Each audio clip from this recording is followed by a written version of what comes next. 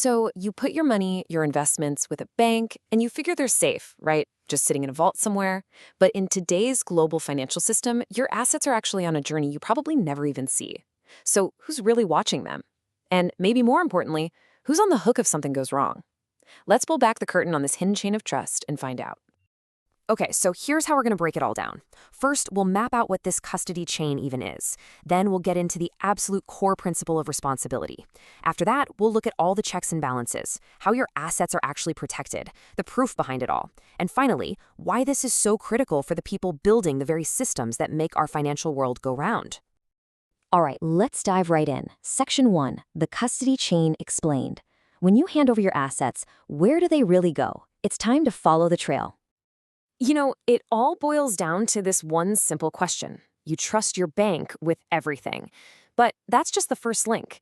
See, to operate all over the world, your bank needs partners, boots on the ground in other countries. And that creates this three-step chain. Here's the breakdown. It starts with you, the client. You give your assets to your bank, and we call them the custodian. Now, let's say you own stock in a company in, Japan.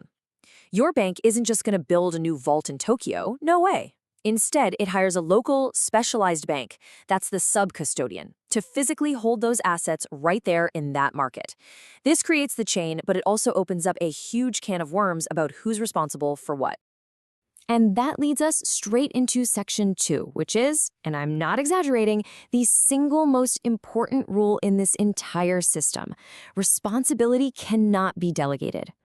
This one sentence, this right here, this is the bedrock of financial regulations all over the world, from Europe's biggest rules to global standards. What it means is your bank can hand off the task of holding assets, but it can never, ever pass the buck on the ultimate responsibility for keeping them safe. And this liability principle, it is crystal clear. If that subcustodian messes up, a system fails, an operational error, your primary bank, your custodian, is legally on the hook. It's kind of like a general contractor on a construction site. They hire all sorts of subcontractors, but if the plumbing leaks, you're calling the general contractor. The buck stops with them. Okay, so if the custodian is carrying all this risk, how in the world do they manage it?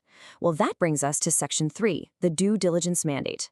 And this isn't just a good idea, it's a constant, legally required process of verification.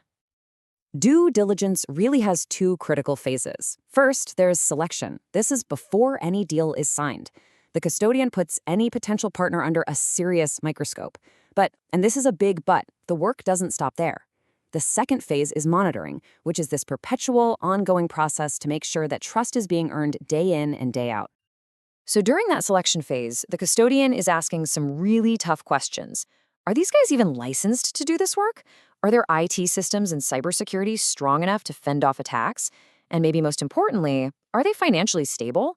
They need rock-solid answers before a single dollar is entrusted to them.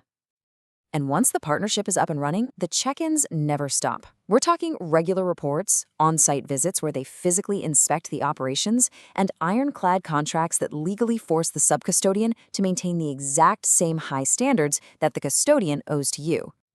But what's the single most powerful tool in the toolbox to protect your assets? That brings us to Section 4, how your assets are shielded. And it all comes down to a really important legal concept called segregation. The magic word here is segregation, or you might hear it called ring fencing. It's a non-negotiable rule. It means your assets are put inside a legal and operational bubble completely walled off from the subcustodian's own money. So here's the bottom line. If that subcustodian were to go bankrupt, its creditors can't lay a finger on your assets. They don't belong to the bank. They belong to you, period. This ring fence is built on two massive pillars. First, there's complete legal separation. Your assets can never, ever show up on the subcustodian's balance sheet. And second, there's daily reconciliation. This is where technology is absolutely crucial. We're not talking about a once-a-month checkup. Every single day, sophisticated systems have to make sure the books of the custodian and the subcustodian match perfectly, down to the last cent. So all these rules and procedures sound great on paper, but how does anyone actually prove they're being followed? Well, that takes us to Section 5, the paper trail of trust. Trust here is built on audits and certifications. Think of something like an ISAE 3402 report as an independent home inspection of the subcustodian's internal systems. It verifies they're secure and reliable. An ISO 27001 certification proves their cybersecurity is up to standard. And of course, you've got the basic regulatory licenses, which are just the permission slip to even be in this business. It's all about getting that third-party proof. So let's bring this all home. Our final section, Section 6, why the system matters.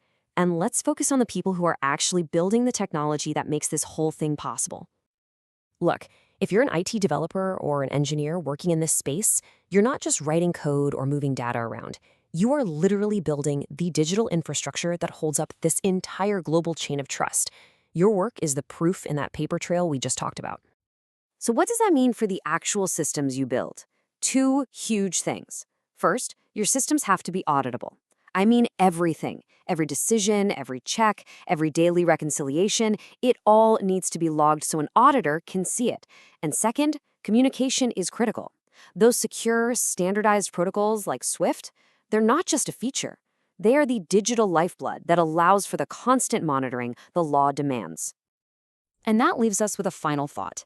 We have this incredibly intricate system of delegation, liability, and verification, all designed to protect trillions of dollars moving around the globe. It's a chain built on legal principles and reinforced by technology. But in a financial world that's only getting more complex, you have to ask, is this chain of trust truly unbreakable?